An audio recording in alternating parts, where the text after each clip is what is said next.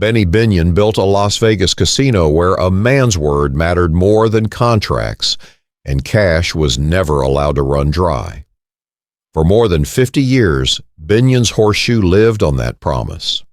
Then, in 2004, federal marshals walked inside and emptied the casino cage, leaving the horseshoe unable to pay its winners.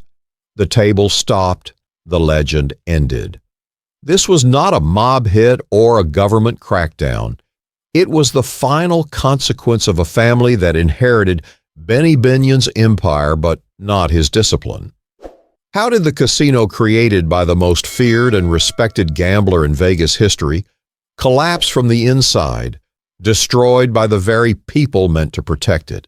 Lester Ben Binion was born in 1904 in Pilot Grove, Texas, a small farming town where survival depended less on education than on endurance. Benny, as everyone would later call him, was a sickly child. He missed school frequently, never learned to read well, and quickly understood that formal education was not going to be his way out. Instead, his father took him on the road, trading horses across North Texas. Those dusty trips became Benny's real classroom. He watched men negotiate, lie, bluff, and dominate one another without raising their voices. He saw how a deal could be rigged, how a handshake could seal a theft, and how confidence often mattered more than truth. Long before he ever touched dice or cards, Benny learned how to size up a man in seconds and decide whether he was predator or prey. As a teenager, Benny absorbed one lesson above all others. The world does not reward fairness, it rewards nerve. By the time he was 18, he was no longer watching from the sidelines. During Prohibition, he ran moonshine, organized illegal gambling rooms, and learned how to move money without leaving paper trails. In Dallas, he rose fast. By the early 1930s, Benny controlled much of the city's underground gambling, from dice games to policy wheels. Judges were paid off, sheriffs were protected, and competitors who refused to fall in line disappeared. Violence was not incidental to Benny's rise. It was a tool. He believed hesitation was weakness, and he lived by a simple rule that would follow him for life. Do your enemies before they do you. That philosophy made him rich, but it also made him vulnerable. Power built on fear works only as long as the balance never shifts. In the mid-1940s, it did. A new sheriff was elected in Dallas, one who was not on Benny's payroll and had no interest in protecting his empire. For the first time, Benny faced something he could not intimidate or bribe. Indictments loomed, raids increased. The protection that had kept him untouchable evaporated almost overnight. Benny did not fight the law. He ran from it. He packed up his wife, Teddy Jane, gathered his children, and loaded a suitcase with cash. That decision revealed another core belief that would define his future. Survival mattered more than territory. Leaving Dallas was not defeat in Benny's mind. It was repositioning. He was convinced that power followed the man, not the place. Somewhere west, he believed, there was a city where his skills would not just be tolerated, but rewarded. That belief would soon carry him into the desert, toward a town that barely resembled a city at all, and toward the gamble that would define his legacy forever. In 1946, Benny Binion arrived in Las Vegas, not as a visionary casino builder, but as a fugitive with instincts sharpened by survival. Las Vegas at the time offered him something Texas no longer could: indifference. No one asked where your money came from, only whether you were willing to risk it. For Benny, that was enough. He did not see the desert town as a paradise or a blank canvas. He saw it as a shelter, a place where his past would not follow him as long as his nerve held. Benny's move west was guided by a belief he had carried since Dallas. Power did not come from laws or legitimacy, but from presence. If he could dominate a room, he could dominate a business. He brought no long-term plan, no architectural vision, and no interest in spectacle. What he brought was cash, reputation, and an unshakable confidence that gambling, stripped of distractions, would always draw men like him. Benny did not try to imitate the emerging strip resorts with their shows and polish. Instead, he gravitated toward Fremont Street, where gambling was loud, fast, and personal. There, deals were still settled face to face. In 1951, he purchased the El Dorado Club and the Apache Hotel, two unremarkable properties that gave him exactly what he wanted: tables, dice, cards, and control. He renamed the operation Binion's Horseshoe, borrowing a symbol from the Texas world he had never truly left behind. The name was deliberate. A horseshoe suggested luck, weight, and blunt force. It was not decorative, it was functional. Inside the casino, Benny imposed his own code. There were no table limits that mattered. A man could bet what he wanted as long as he was willing to lose it. If a gambler arrived with money, Benny honored the action. If he won, he was paid without delay or complaint. This was not generosity. It was strategy. Benny understood that trust was the most valuable currency in a gambling hall, and he treated it like capital. Word spread quickly. Gamblers learned that the ECU's Horseshoe was a place where big bets were respected and losses were accepted without humiliation. Benny positioned himself not as a host but as a referee. He watched the floor, monitored players, and intervened personally when disputes arose. His presence was constant, his authority unquestioned. Yet beneath the success lay a flaw that would later prove fatal. Everything at the Horseshoe revolved around Benny himself. Decisions flowed from his instincts, not from systems. Loyalty was personal, not institutional. The casino thrived because Benny was always there to enforce his code. What he never addressed was what would happen when he was gone. He believed that his way of thinking could be inherited naturally, passed down through blood and proximity. It was an assumption rooted in confidence, and it would quietly shape the collapse that followed decades later. Benny Binion's first real gamble in Las Vegas was not a roll of the dice, but a decision about what kind of casino he refused to build. In the early 1950s, the Strip was beginning to chase glamour, headliners, and polish fantasy. Benny ignored all of it. In 1951, he bought two modest downtown properties, the El Dorado Club and the Apache Hotel, not because they were impressive, but because they were practical. They gave him floor space, tables, and immediate access to serious gamblers. When he combined them and reopened as Binion's Horseshoe, the message was unmistakable. This was not a resort, it was a gambling house. Inside, Benny stripped away distractions. There were no showgirls, no elaborate decor, no entertainment meant to keep tourists lingering. The focus was absolute. Cards, dice, chips, and cash. Benny believed that gamblers did not come to be entertained. They came to test themselves, and his job was to give them a fair, fast, and uncompromising arena. The most radical decision came at the tables. At a time when most casinos capped bets at a few $100s, Benny raised limits aggressively, then removed them altogether. There was no ceiling. If a man wanted to bet more than the house could cover, Benny would step in and back the wager himself. This was not recklessness. It was calculated theater. Every large bet drew a crowd. Every paid win reinforced the same idea.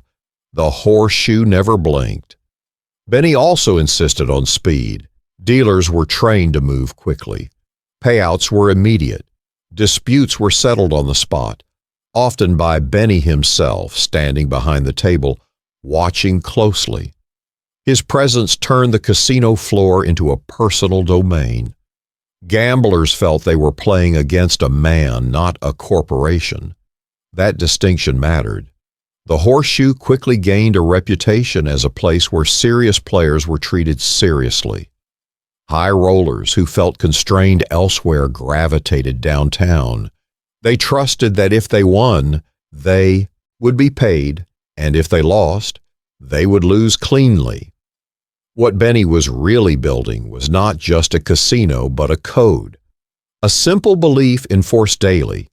Action would be honored and no one would be cheated. In the short term, it worked brilliantly. In the long term, it tied the entire identity of the Horseshoe to one man's judgment, one man's word, and one man's constant vigilance. By the mid-1950s, Benny Binion understood that reputation alone was not enough. Trust had to be made visible. In 1954, he introduced what would become one of the most famous symbols in Las Vegas history, the $1 million display. Inside the Horseshoe, Benny placed stacks of cash in a glass case shaped like a horseshoe, openly displayed for anyone to see. At the time, $1 million in cash was an almost unimaginable sum. Most casinos kept their money hidden, locked away in vaults and cages. Benny did the opposite. He put it on stage. The display was not an accounting statement. It was a message. The money was real, physical, and immediate. Tourists lined up to take photographs, but the true audience was gamblers. The implication was clear and deliberate. This casino always had the cash to pay you. Benny was not promising luck. He was promising liquidity. That distinction mattered. In a business built on risk, fear of non-payment was the one anxiety that could keep serious players away. The $1 million display removed that fear in a single glance. It transformed trust into a spectacle and turned the Horseshoe into a destination even for people who never placed a bet. The display also reinforced Benny's authority. He was saying without words that his operation was stable enough to expose its bankroll without worry. This was not bravado. It was strategy. The money in the case was rotated and replenished regularly, ensuring it was not just a prop. Employees understood that the display was sacred. It could not be touched, borrowed from, or compromised. It represented the casino's promise to the public. Over time, the $1 million display became inseparable from the Horseshoe's identity. It was referenced in travel guides, newsreels, and word-of-mouth stories passed between gamblers across the country. More importantly, it trained customers to associate the Horseshoe with certainty. Win or lose, the rules would be honored. Yet, embedded within, the success was a quiet dependency. The display worked because Benny enforced its meaning personally. It relied on discipline, cash reserves, and a refusal to cut corners. As long as those conditions held, the symbol remained powerful. But if the display were ever removed, sold, or treated as expendable, the illusion would collapse instantly. What Benny created was not just a marketing icon, but a fragile contract with the public, one that required constant respect to survive. By the late 1960s, Binion's Horseshoe had already earned a reputation as a gambler's casino, but Benny Binion was not finished shaping its identity. In 1970, he made a decision that would quietly redefine Las Vegas and permanently tie his downtown casino to global gambling culture. That year, Benny invited a small group of professional poker players to the Horseshoe to compete in a winner-take-all event to determine who was the best. There was no grand stage, no television cameras, and no formal tournament structure as we understand it today. Just 7 players, a few tables, and an idea rooted in Benny's instincts. Poker, unlike dice or roulette, rewarded patience, psychology, and endurance. It fit perfectly with Benny's worldview. He believed poker exposed a man's character over time. The first World Series of Poker did not crown its champion through chips or prize pools, but by a vote among the players themselves. Johnny Moss was named the winner, and a tradition was born, almost by accident. Benny recognized immediately what he had stumbled into. The following year, he changed the format to a freeze-out tournament with buy-ins and escalating stakes. The prize was simple and symbolic: cash and a gold bracelet. There was no spectacle because none was needed. The players came because the horseshoe offered something no other casino did: legitimacy among peers. Over the next decade, the World Series of Poker grew steadily. Word spread through backrooms, card clubs, and underground games across the country. If you wanted to prove yourself, you went to Binion's. The horseshoe became a pilgrimage site, not for tourists chasing neon, but for professionals chasing recognition. Benny encouraged this culture by keeping the event raw and unpolished. Players were allowed to smoke, argue, and play deep into the night. There were no corporate rules, no time limits designed for television. The casino adapted to the players, not the other way around. This reinforced the horseshoe's image as a place that respected gamblers rather than exploited them. Financially, the WSOP was modest in its early years, but culturally it was transformative. It anchored the horseshoe's relevance even as the Strip grew louder and more extravagant. While other casinos chased entertainment dollars, Benny tied his legacy to skill, endurance, and reputation. Yet, once again, the success carried a hidden weakness. The World Series of Poker depended on the horseshoe maintaining absolute credibility. Players trusted the event because they trusted the house behind it. The moment that trust weakened, the tournament could survive, but the casino could not. Benny had created a global institution inside a family-run operation, assuming the values that sustained it would endure unchanged. That assumption would later be tested, and it would not hold. As Binion's horseshoe entered the late 1970s and 1980s, it appeared unshakable from the outside. The tables stayed full, the World Series of Poker kept growing, and Benny Binion remained a constant presence on the casino floor. Yet, beneath the stability was a structural weakness that never attracted headlines because it was invisible while Benny was alive. The horseshoe was not governed by procedures, boards, or long-term planning. It was governed by instinct.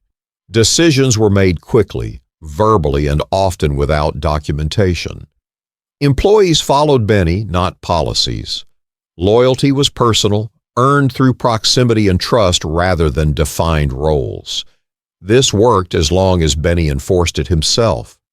The problem was that nothing existed to replace him. Benny believed his children would absorb his values simply by growing up around the casino. He assumed they would understand the importance of honoring action, maintaining cash reserves, and protecting the horseshoe's reputation without being taught explicitly. There was no clear succession plan, no training in shared authority, and no framework for resolving disputes. Power remained centralized, even as ownership became fragmented. By the time Benny's health declined in the late 1980s, the warning signs were already there. Different family members viewed the casino through different lenses, some as a business to be managed carefully, others as a birthright to be exercised freely. What had once been a single will began to fracture into competing interpretations of Benny's legacy. The horseshoe still made money, but it was quietly drifting away from the discipline that had sustained it. The legend endured because the founder was still alive to defend it. Once he was gone, those cracks would widen rapidly, turning success into conflict and tradition into liability. Ted Binion was supposed to be the continuation of his father's instincts, the son who understood the horseshoe not as a balance sheet, but as a living organism. Born into the casino, Ted grew up watching Benny patrol the floor, settle disputes, and read gamblers the way other men read newspapers. As an adult, Ted tried to imitate that presence. He dressed like his father, carried a gun, and positioned himself as the enforcer of the old rules. On the surface, he looked like the natural heir. In reality, he was already drifting away from the discipline that made those rules work. By the 1990s, Ted was struggling with severe heroin addiction. He associated openly with known mob figures and failed repeated drug tests administered by the Nevada Gaming Commission. Regulators did not care about legacy or nostalgia. They cared about control. In 1997, Ted's gaming license was suspended, and in March 1998, it was permanently revoked. He was barred from entering the casino his father had built. For the first time in his life, Ted was cut off from the source of his identity. The ban triggered a rapid collapse. Ted withdrew further into drug use, paranoia, and isolation. He became obsessed with the idea that his family, the government, or outsiders were trying to steal from him.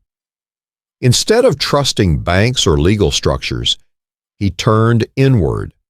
Ted accumulated a personal fortune in silver bars, rare coins, and cash, then arranged to bury it in a concrete vault on a vacant property in Pahrump, Nevada, roughly 60 miles west of Las Vegas. The hoard weighed several tons and was hidden underground, protected only by secrecy and Ted's belief that no one could be trusted. Around this time, Ted entered a volatile relationship with Sandy Murphy, a much younger woman who moved into his home and became a fixture in his increasingly unstable life. Friends noticed signs of abuse, drug use, and escalating tension. Ted told multiple people that he believed someone was trying to kill him. He altered his will shortly before his death, cutting Murphy out entirely. On September 17, 1998, Ted was found dead in his home. An empty bottle of prescription pills lay nearby, and heroin was present in his system. At first, his death was ruled an overdose. Almost immediately, doubts emerged. Ted was known to smoke heroin, not ingest it. Bruising and marks on his body raised further questions. Days later, sheriff's deputies caught a contractor, Rick Tabish, digging up the buried vault in Pahrump, claiming he had been instructed to move it. The coincidence was impossible to ignore. The case escalated into a national spectacle. Prosecutors argued that Ted had been murdered for his buried fortune, forced to ingest drugs, and suffocated. In 2000, Murphy and Tabish were convicted. In 2003, the convictions were overturned. In 2004, they were acquitted of murder. No definitive answer ever replaced the theories. What remained certain was the impact. Ted's death removed the last family member who claimed to embody Benny's original code, even imperfectly. It shattered trust inside the Binion family and accelerated a power struggle that would soon engulf the horseshoe itself. While the mystery surrounding Ted Binion's death dominated headlines, a quieter and ultimately more destructive battle was unfolding inside Binion's horseshoe. This conflict did not involve drugs, vaults, or criminal trials. It involved control. After Benny Binion's death in 1989, ownership of the horseshoe was divided among his surviving children, but authority was never clearly defined. Jack Binion, the eldest son, had been running day-to-day operations since the 1960s and was widely viewed as the natural leader. Under Jack's management, the horseshoe remained profitable and stable even as Las Vegas evolved around it. But his sister Becky Binion saw a different picture. Becky believed Jack was using the horseshoe as a cash engine to fund his growing casino interest outside Nevada, particularly riverboat casinos in the South. She accused him of neglecting the downtown property and misusing family assets.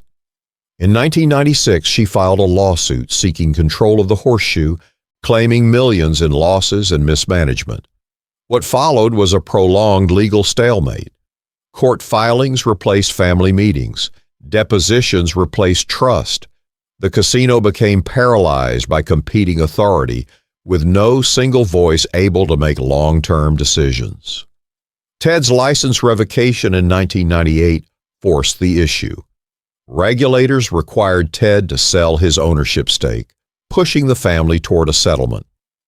That summer, Jack bought out Ted and another sibling, then sold his combined interest to Becky through a promissory note worth roughly $20 million. Becky emerged as the controlling owner. On paper, she had won. In reality, the Horseshoe had entered its most dangerous phase. Becky took over with the stated goal of restoring her father's vision, but her decisions quickly undercut the very principles that had defined the casino. She allowed her husband, Nick Binion, to exert influence behind the scenes, despite explicit warnings from regulators that he was not permitted to participate due to past gambling violations. Longtime employees noticed immediate changes. High-limit gamblers were no longer prioritized. Cost-cutting replaced confidence. Then came the incident that shattered the Horseshoe's reputation beyond repair. In late 1998, longtime customer Bob Stupak attempted to cash a large amount of $5,000 chips. Becky refused, claiming the chips might not be legitimate. The refusal was unprecedented. For decades, the Horseshoe had built its name on honoring every bet without question. Gaming regulators intervened and ordered the chips to be redeemed. Becky resisted publicly, even as cameras rolled and agents stood at the cage. When the chips were finally cashed months later, the damage was irreversible. Word spread quickly through the gambling community. If the Horseshoe could question a high-profile player's chips, it could question anyone's. High rollers stopped coming. The myth collapsed in real time. What had taken many decades to build unraveled in months. The family war had moved from courtrooms to the casino floor, and for the first time, customers were watching it happen. After the public humiliation of the chip scandal, Binion's Horseshoe entered a slow but relentless financial decline. The casino was no longer losing money because gamblers were unlucky. It was losing money because confidence had evaporated. High-limit players, the lifeblood of the Horseshoe for decades, quietly stopped coming. Without them, the floor still looked busy, but the wagers were smaller, margins thinner, and volatility harder to absorb. Instead of addressing this core problem, management responded with cost-cutting measures that only deepened the damage. One of the most symbolic decisions was the removal and sale of the million-dollar display. What had once stood as a public guarantee of liquidity was treated as a disposable asset. To longtime customers and employees, the message was unmistakable. The promise was no longer sacred. Inside the operation, cash discipline deteriorated. The Horseshoe began operating with dangerously low reserves in its cage, a violation not just of tradition but of basic gaming principles. A casino must always have enough money on hand to pay every winning bet on the floor. That rule is absolute. Regulators noticed the shortfalls and issued warnings. They were ignored or delayed. At the same time, financial obligations outside the gaming floor piled up. Becky Binion fell behind on payments tied to her takeover, including the promissory note owed to Jack Binion. She also failed to keep up with rent and assessments connected to downtown redevelopment projects. The most consequential failure involved labor. In 2002 and 2003, the Culinary Workers Union filed complaints alleging that the Horseshoe had not met its obligations for pension and health insurance contributions. A settlement was reached, but payments were missed repeatedly. Each delay increased scrutiny and legal pressure. What made the situation especially dangerous was that none of these problems were isolated. They fed into one another. Fewer high rollers meant less cash flow. Less cash flow meant tighter cages. Tighter cages meant regulatory risk. Regulatory risk scared away even more serious players. By late 2003, the horseshoe was trapped in a spiral it could no longer control. Court judgments authorized the seizure of funds directly from the casino if obligations were not met. Extensions were granted, then exhausted. Management hoped that something would change, that a good run of luck or a last-minute deal would restore balance. It never happened. The irony was brutal. A casino that had built its legend on never blinking at a payout was now surviving day to day, hoping no large winner would appear. The horseshoe was still open, the lights still on, but the core principle that sustained it for half a century had been quietly violated. The cage was no longer a guarantee. It was a liability waiting to be exposed. On the morning of January 9, 2004, the collapse that had been building for years finally became visible. Federal marshals entered Binion's horseshoe through the front doors, not in a dramatic raid, but with the calm precision of routine enforcement. They did not fan out across the floor. They did not question dealers or players. They walked directly to the casino cage. The court order they carried authorized the seizure of cash to satisfy outstanding judgments tied to unpaid labor obligations. Within minutes, roughly $1 million was removed from the cage. For a Las Vegas casino, that number was not symbolic. It was existential. With the cash gone, the horseshoe no longer met the minimum requirement to operate legally, the ability to pay winning bets. The effect was immediate. Roulette wheels slowed and stopped. Blackjack hands were finished and not redealt. Slot machines were powered down. Dealers, cocktail servers, and floor staff were told to go home. There was no announcement, no ceremony, no final roll of the dice. After 53 continuous years, Binion's horseshoe simply ceased to function as a casino. Employees who had spent decades on that floor understood exactly what they were witnessing. Some had worked under Benny Binion himself, watching him settle disputes with a glance and back million-dollar bets on instinct. To them, the sight of federal agents emptying the cage felt like a violation of something personal. One longtime employee later recalled that the casino had survived mob pressure, regulatory changes, and the transformation of Las Vegas itself. What it could not survive was the loss of internal discipline. The closure rippled outward through downtown. Fremont Street lost one of its defining anchors, a place that had drawn serious gamblers long after the Strip had shifted towards spectacle. Inside the horseshoe, the final weeks were marked by resignation rather than shock.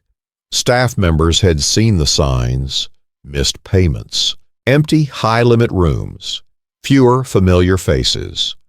The marshals were not a surprise, they were confirmation. Within days, negotiations began to sell the property.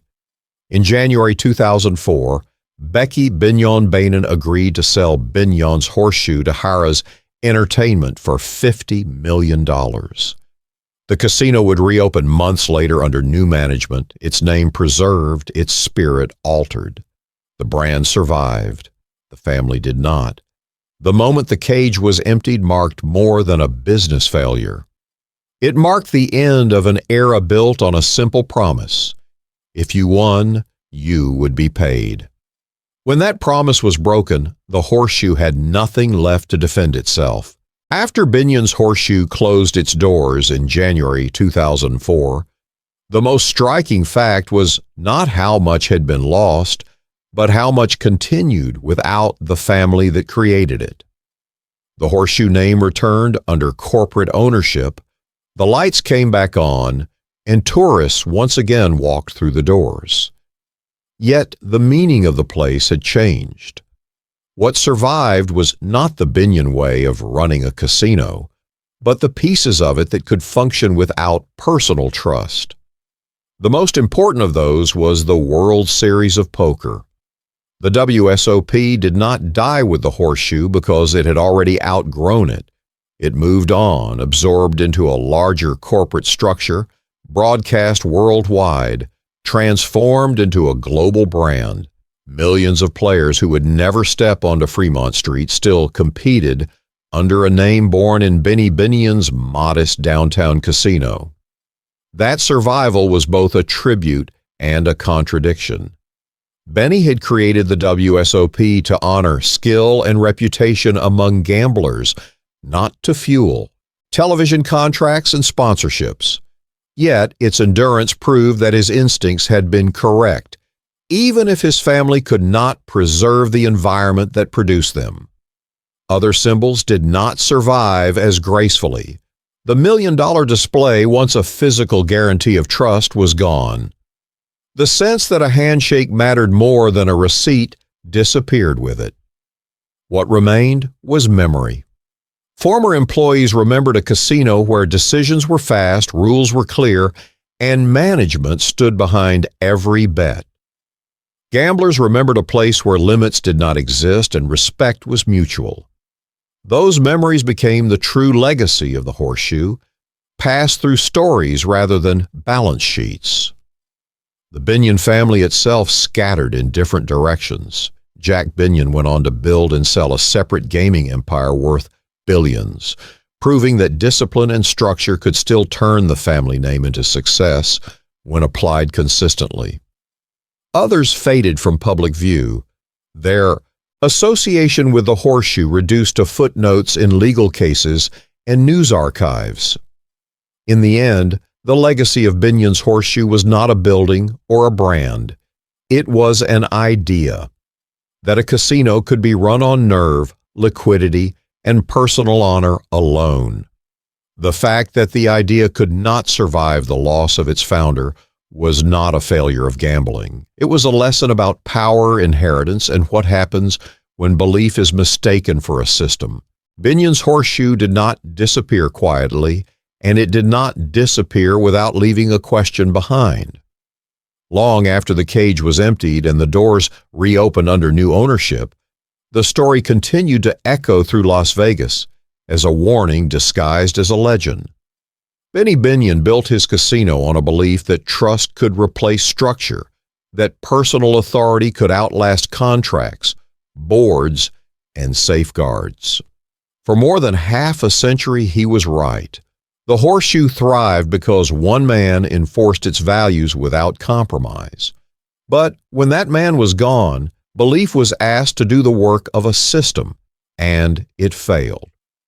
The Binion family did not lose the horseshoe because Las Vegas changed, or because corporations took over the Strip, or because regulators tightened their grip.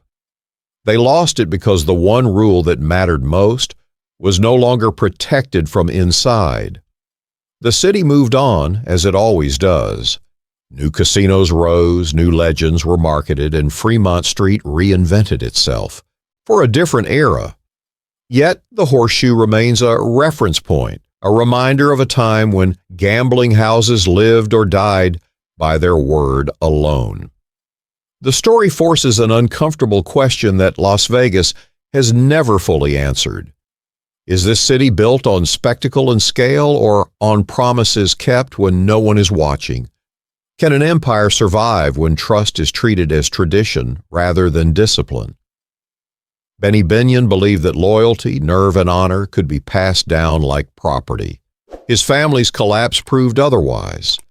In Las Vegas, the lights never go out for long, but once trust is gone, no amount of neon can bring it back.